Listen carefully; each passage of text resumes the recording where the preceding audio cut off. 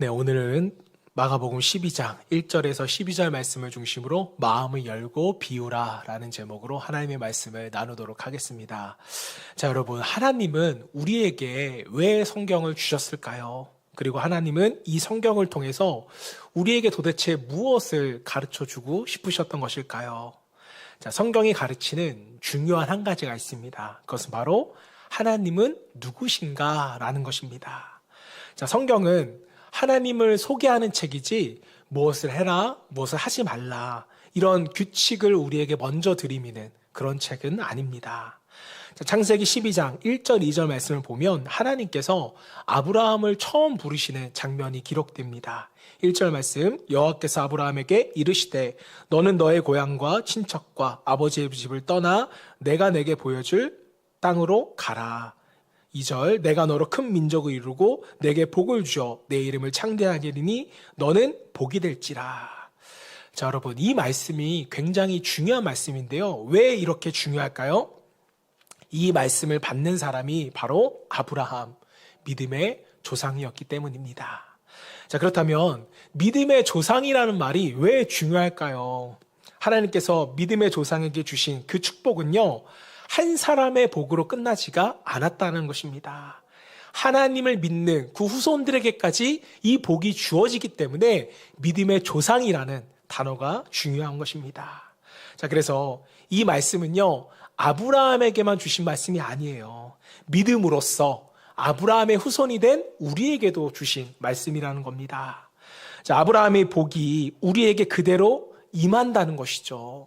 이것을 믿을 수 있는 저와 여러분 되시기를 주님을 축복합니다. 자, 그런데 성경에서 복 주시겠다 이 약속을 들으면 여러분 어떤 마음이 생기세요? 한 가지 의아한 마음이 생기지 않으세요? 분명 하나님은 우리에게 복 주시기를 원하시는 분인데 왜 어떤 사람은 그 복을 누리며 살아가는데 왜 어떤 사람은 그 복을 누리지 못할까? 어떤 경우 어떤 사람에게는 오히려 하나님의 복이 아니라 하나님의 진노가 임하는 것 같은 그런 느낌을 받을 때가 있습니다. 자, 여러분, 이 질문은요, 굉장히 중요합니다. 자, 왜냐하면 이 질문에 대한 답이 오늘 우리의 신앙의 믿음과 태도를 결정짓기 때문입니다. 자, 본문 말씀 바로 앞장에서는요, 우리가 나누었던 대로 예수님께서 무화과 나무를 저주하시고 성전을 깨끗게 하신 그 사건이 일어납니다. 자, 그런데 이 사건 가운데 가장 분노한 사람은 누구였어요? 물론 예수님도 분노하셨지만 이것을 가장 분노했던 사람은 종교 지도자들이었습니다. 자, 그들은 참지 못하고 예수님께 항의를 하는 거예요. 마가복음 11장 28절 말씀 같이 읽어볼까요? 시작.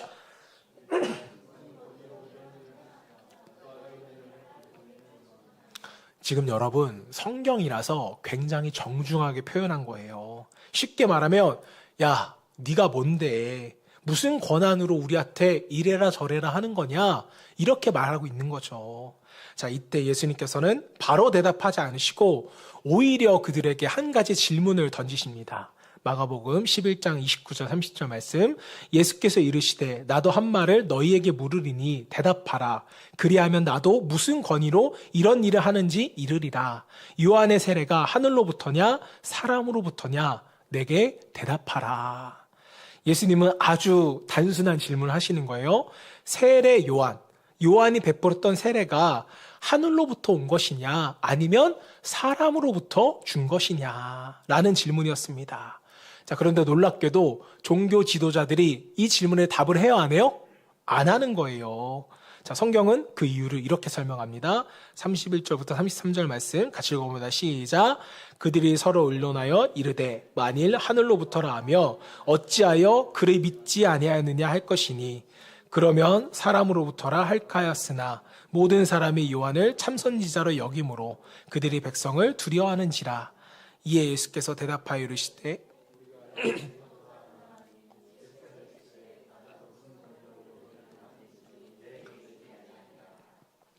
자, 여러분, 말씀을 보시면 종교 지도자들이 예수님의 질문을 이해하지 못해서 혹은 몰라서 답을 하지 못한 것이 아니었어요.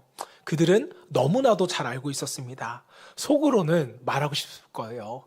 야, 무슨 세례 요한의 세례가 하늘로부터 온 거냐? 그것은 사람으로부터 온 것이다. 자, 왜냐하면 요한은 성전이 아니라 어디서 사람들에게 세례를 줬어요? 광야에서, 요단강에서 죄사함을 선포하고 세례를 주었기 때문입니다. 자, 이것은요, 당시 종교 지도자들에게는 받아들일 수가 없는 일이었습니다. 죄사함은 어디서만 이루어졌어야 해요? 성전에서만 이루어졌어야 해요. 자, 그래야 백성들이 성전을 찾고, 그래야 자신의 기득권과 이득을 유지할 수가 있잖아요. 하지만 요한이 광야에서 회개를 선포하고 죄사함을 외치기 시작하자 백성들은 더 이상 성전이 아니라 광야로 향하게 되니 이것은 그들에게 아주 큰 위협이었다는 것입니다. 자, 때문에 그래서라도 종교 지도자들은요, 요한을 인정할 수가 없었다는 것이죠. 자, 그런데 문제는 요한이 하나님께로부터 왔다고 말하자니 자기들이 요한을 따르지 않는 것이 문제가 될 것 같고, 또 사람에게로부터 왔다고 말하면 백성들의 반발이 두려웠다는 겁니다. 그만큼 세례 요한의 영향력은요, 당시에 엄청났어요. 그리고 그 요한이 인정한 메시아가 바로 예수 그리스도였다는 겁니다. 자, 때문에 그들은 모른 척하고 침묵의 길을 선택합니다. 답을 몰라서가 아니라 자기 자리를 잃을까봐 단지 그 두려움 때문에 대답을 하지 않았다라는 거예요. 그때 예수님께서 이 침묵하는 바리새인들을 보시면서 한 가지 이야기를 들려주시는데, 바로 그 이야기가 오늘 본문에 나오는 포도원의 비유인 것입니다. 자, 내용은 이렇습니다. 큰 포도원을 가진 주인이 있었어요. 그 주인은요, 포도원을 아주 잘 갖춰놓고 꾸며놓고 농부들에게 맡긴 후에 타국으로 떠나게 됩니다. 자, 그리고 세월이 흘러 열매를 거둘 때가 되어서 세를 받기 위하여 누구를 보내요? 종을 보내는 거예요. 너무나도 당연한 일이죠. 그런데 농부들이 어떻게 합니까? 주인의 종을 심하게 때리고 세를 한 푼도 주지 않고 돌려보내는 거예요. 주인을 이해하지 못하고 또 다른 종을 보냅니다. 근데 이번에는 종의 머리에 구멍이 날 정도로 때리는 거예요.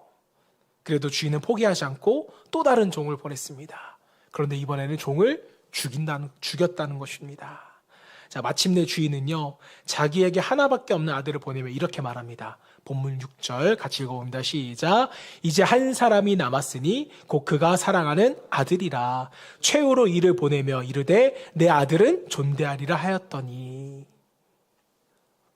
농장의 주인은요, 진심을 다해서 아들을 보냈습니다. 그러나 농부들은 마음을 모아서 그 아들을 죽여버리는 거예요. 그리고 예수님께서는 이렇게 말씀하십니다. 9절. 포도원 주인이 어떻게 하겠느냐? 와서 그 농부들을 진멸하고 포도원을 다른 사람들에게 주리라. 자, 여러분, 이 비유는요, 단순한 이야기가 아닙니다. 하나님의 인내를 거부한 종교적 완악함, 그리고 자기 이익을 지키기 위해서 진리를 외면하는 종교 지도자들의 신앙의 모습을 정면으로 드러내는 말씀이면서 그들을 향한 예수님의 경고였다는 것입니다. 자, 그런데 여러분, 이 비유를 읽을 때 우리는 한 가지를 볼 수 있어야 돼요.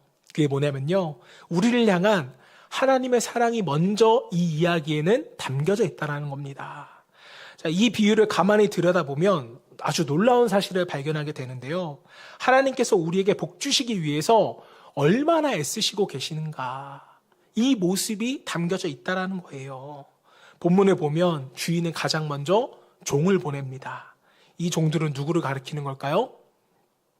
구약에 나오는 선지자들을 의미합니다.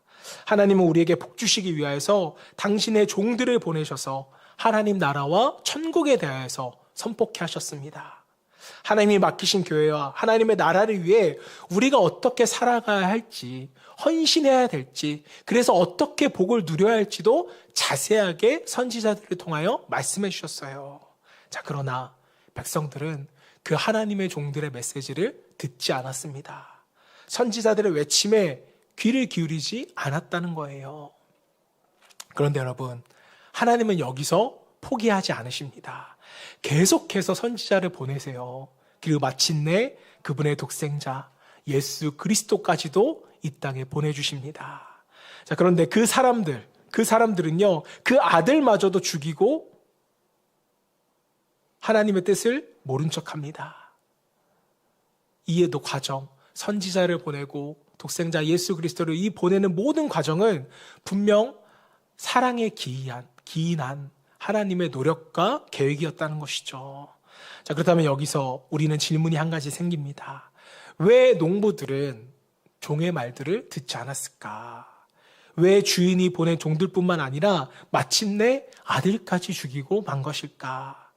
그 이유는 성경에 분명하게 말씀합니다. 본문 7절 말씀 읽어봅시다. 시작.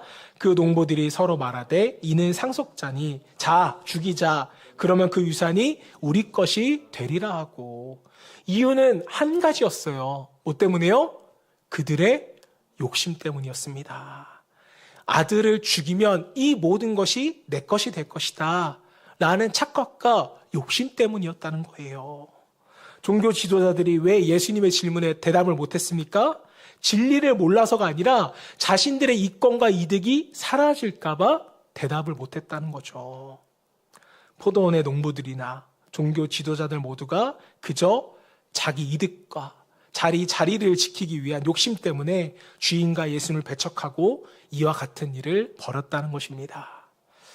여러분, 다시 처음 질문으로 우리가 돌아가 보겠습니다.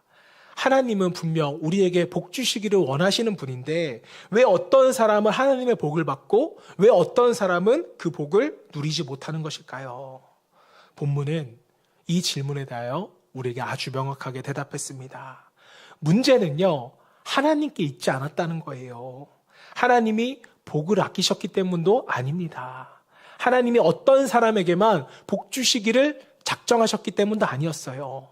문제는 우리 안에 있었다는 거죠. 하나님의 복을 막는 가장 큰 장애물은 하나님이 복을 안 주셨기 때문이 아니라 우리 안에 자리 잡은 욕심 때문에 하나님을 거절하고 그 복음을, 그 예수 그리스도를 배척했기 때문이었습니다. 하나님은 아들까지 보내시어 우리를 축복의 자리로 초청을 하셨잖아요. 그러나 사람들은 자기가 포도원의 주인이 되고자 하나님이 주신 복을 거절했습니다. 자, 사랑하는 여러분, 우리는요, 포도원의 주인이 아니에요. 신앙에 있어서 이것을 인정하는 것이 너무나도 중요합니다. 아니, 전부라고 봐도 될 것 같아요. 우리는요, 스스로 복을 만들 수 없기 때문에 그렇습니다. 자, 때문에 포도원의 농부가 되어 주인이 주는 복을 누리는 것이 가장 지혜롭고 현명한 방법이라는 거죠. 저 여러분 모두가 포도원의 신실한 농부 되어서 밭의 주인이신 하나님께서 주시는 풍성한 복을 누릴 수 있기를 주님의 이름으로 축복합니다. 자, 그렇다면 우리는 어떻게 하나님이 주시는 복을 누릴 수 있을까요? 오늘은 원포인트입니다. 한 가지만 우리가 깊이 나누기를 원하는데요. 닫힌 마음을 열고 비워야 한다는 거예요. 자, 우리가 하나님을 믿고 교회에 나오면서도 하나님의 복을 우리가 풍성히 누리지 못하는 이유는요, 하나님이 복 주시기를 중단해서가 아니에요. 또 그 복받기가 어려워서 그런 것도 아니라는 거죠. 하나님이 우리에게 이미 복을 주셨음에도 우리가 그 복을 받지 못하는 이유는 우리가 하나님의 복을 배척했기 때문입니다. 자, 다시 말해, 우리의 마음이 하나님을 향해 열려있지 않고 닫혀있기 때문이라는 거죠. 성경은 열린 마음을 가진 사람이 하나님이 주시는 복을 받을 수 있다고 여러 번 우리에게 말씀하였습니다. 자, 여러분, 하나님의 복은 절대로 교회를 얼마나 오래 다녔느냐, 모태신앙이냐 아니냐, 직분을 가졌느냐 아니냐, 성경 공부를 했느냐 아니냐, 이거에 달려있지 않습니다. 하나님 앞에서 내 마음이 열려있느냐, 닫혀있느냐, 바로 이것의 복이 달려있는 것입니다. 자, 예수님께서도 이 때문에 씨 뿌리는 비유를 우리에게 말씀하셨어요. 자, 어떤 사람들은 이 비유를요, 씨 뿌리는 비유가 아니라 밭의 비유라고도 부르기도 합니다. 왜 그럴까요? 씨 뿌리는 비유에서 씨 뿌리는 자가 누구세요? 하나님이세요. 하나님은 지금도 쉬지 않고 우리의 마음밭에 씨를 뿌리고 계십니다. 자, 과거에는 선지자를 통해서, 지금은 말씀을 통해서, 또 교회를 통하여서, 설교를 통해, 또 삶의 여러 사건들을 통하여서 우리에게 끊임없이 씨를 뿌리고 계십니다. 자, 그런데 놀라운 일이 벌어져요. 똑같은 하나님이 똑같은 씨를 뿌리는데 어떤 사람은 그 마음 가운데 열매가 맺혀지지만 어떤 사람에게는 열매가 하나도 맺어지지 않는 거예요. 왜 그럴까요? 씨 뿌리는 비유에 의하면 씨가 떨어지자마자 사탄이 그 씨앗을 가져가 버리기 때문입니다. 또 어떤 마음은 씨가 뿌리를 내리는 것 같지만 돌밭과 같아서 조금 자라다가 금방 말라버리는 거예요. 또 어떤 마음은 처음에는 잘 자라는 것처럼 보이지만 시험이 오고 환란이 오면, 즉 가시밭이기 때문에 그 씨가 열매 맺지를 못한다고 씨 뿌리는 비유에서 우리에게 설명합니다. 자, 그러나 어떤 마음은 다르더라는 거예요. 씨가 잘 자라서 30배, 60배, 100배의 열매를 맺게 되는 것입니다. 자, 여러분, 이 이야기는요, 사실 참 충격적입니다. 씨를 뿌리는 분은 분명 하나님이세요. 씨는 말씀입니다. 여러분, 하나님 그리고 말씀 얼마나 능력 있어요. 창세기 1장 1절과 3절을 보십시오. 태초에 하나님이 천지를 창조하시니라. 3절, 하나님이 이르시되 빛이 있으라 하시니 빛이 있었고. 자, 하나님은 이 우주 만물을요, 뭘로 창조하셨어요? 말씀으로 창조하셨잖아요. 이어서 요한복음 1장 1절 말씀, 태초에 말씀이 계시니라. 이 말씀이 하나님과 함께 계셨으니 이 말씀은 곧 누구시라? 하나님이시라. 말씀이 누구세요? 말씀은 하나님이시며 곧 예수 그리스도세요. 말씀이 육신되어 그분이 우리에게 찾아오셨다고요. 자, 그런데 그렇게 능력 있는 하나님의 말씀이 우리의 마음밭의 상태에 따라서 열매 맺기도 하고 전혀 열매를 맺지 못하기도 하더라는 겁니다. 너무 놀랍지 않으세요, 여러분? 분명 이 세상 모든 만물은요, 하나님께 순종하도록 지음받았습니다. 그러나 사람은 다르다는 거예요. 우리는 자유의지와 또 인격이 있는 하나님의 형상대로 창조되었기 때문에, 자, 그래서 능력 있는 하나님의 말씀도, 그 한없는 축복도 우리의 마음이 닫혀 있으면 완전히 무효가 될 수 있는 존재, 그런 존재가 바로 누구라는 거예요? 인간, 우리라는 거죠. 그러므로 여러분, 우리가 하나님의 복을 누리기 위해서 가장 먼저 해야 할 것은 다른 게 아닙니다. 바로 우리의 닫힌 마음을 여는 것. 여기서 하나님의 복은 시작이 됩니다. 자, 우리가 성경을 읽다 보면 아주 충격적인 사실 한 가지를 발견하게 돼요. 그것은 바로 바리새인들과 또 세리와 창기의 차이입니다. 자, 놀랍게도 바리새인들은요, 하나님의 복을 받지 못했어요. 자, 그런데 세리와 창기는 하나님의 복을 받아 누리는 사람들이 됩니다. 자, 이들 중 누가 더 하나님의 말씀을 잘 알았을까요? 당연히 바리새인들입니다. 우리가 맨날 바리새인들 욕해서 그렇지, 바리새인들이요, 굉장히 똑똑했던 사람들이에요. 모세오경.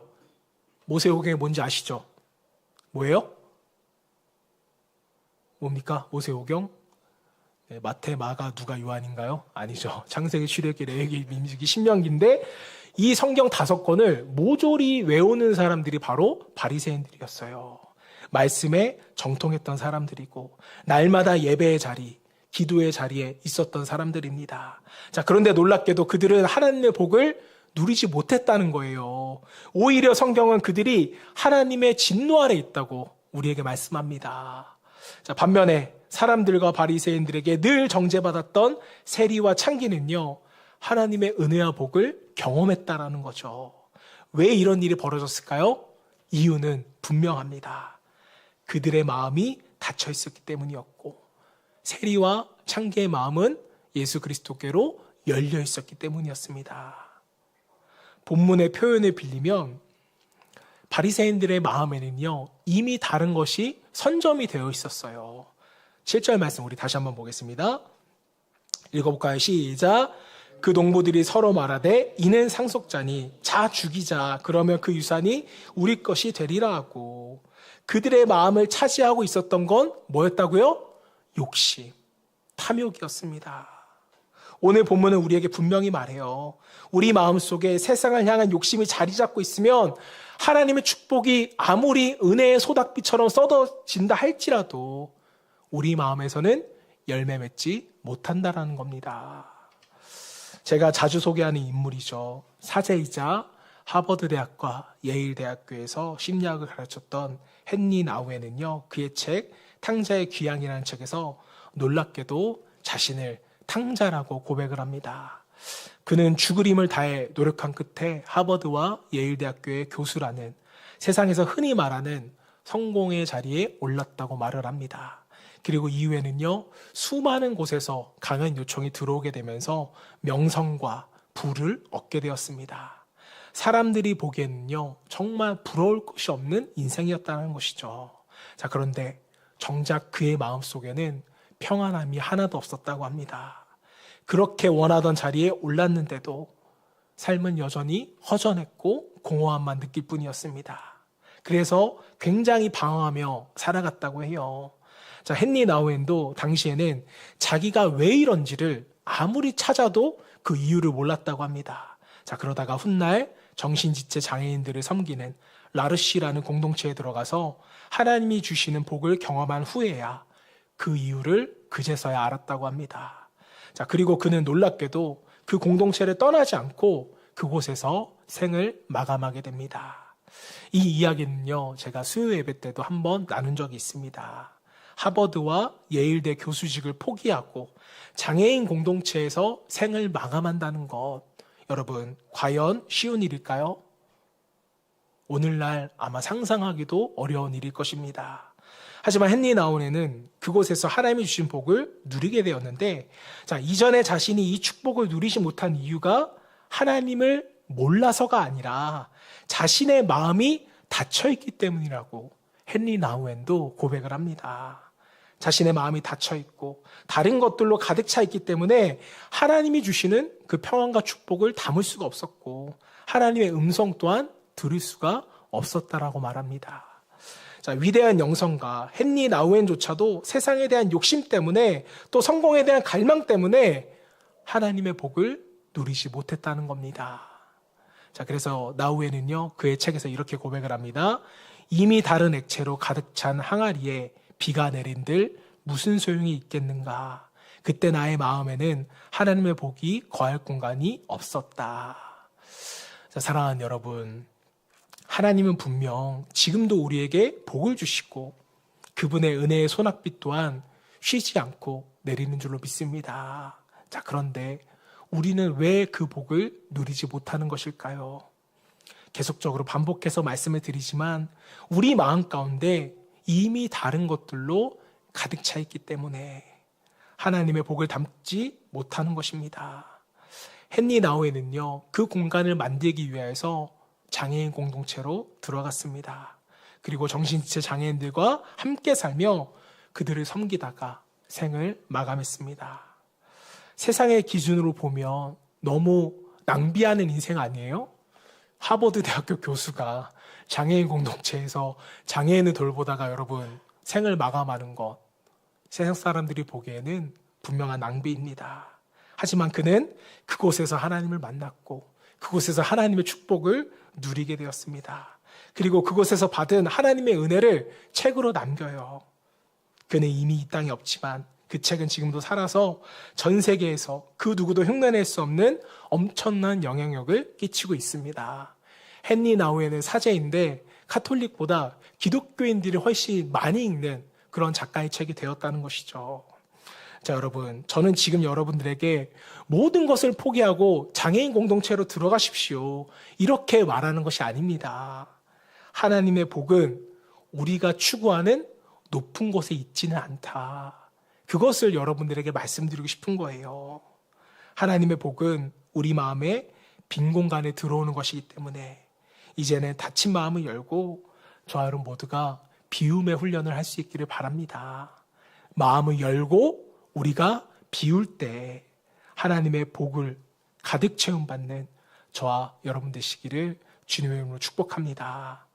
자, 사랑하는 성도 여러분, 오늘 말씀에 나오는 포도원의 농부는 누구일까요? 바리새인들만 지칭하는 걸까요? 아니에요. 저와 여러분들입니다. 하나님은 지금도 우리에게 하나님의 나라를 맡기고 계세요. 포도원을 맡겨주셨습니다.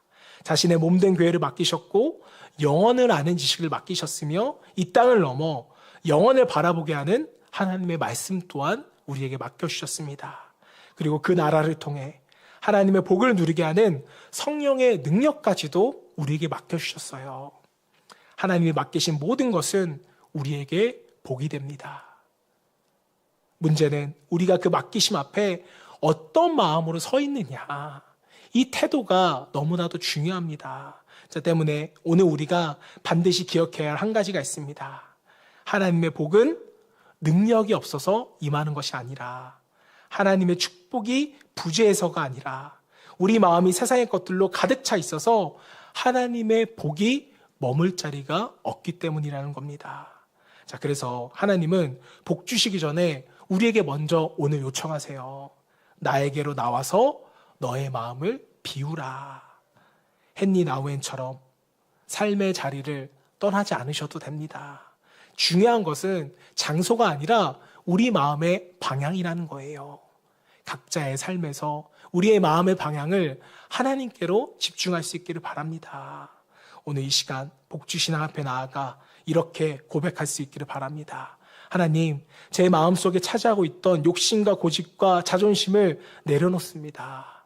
어린아이와 같이, 세리와 같이 가난한 마음으로 주님 앞에 서겠습니다. 이렇게 진실된 마음으로 우리가 하나님 앞에 나아가며 마음을 비울 때 하나님의 복과 은혜가 우리 심령 가운데 가득 부어지게 될 것입니다. 그리고 그 은혜는 우리 안에서 멈추지 않고요, 가정을 살리고 교회를 살리고 이웃을 살리는 축복의 통로가 되리라 믿습니다. 하나님의 신령한 복을 누릴 수 있는 저와 여러분 되시기를 주님의 이름으로 축원합니다.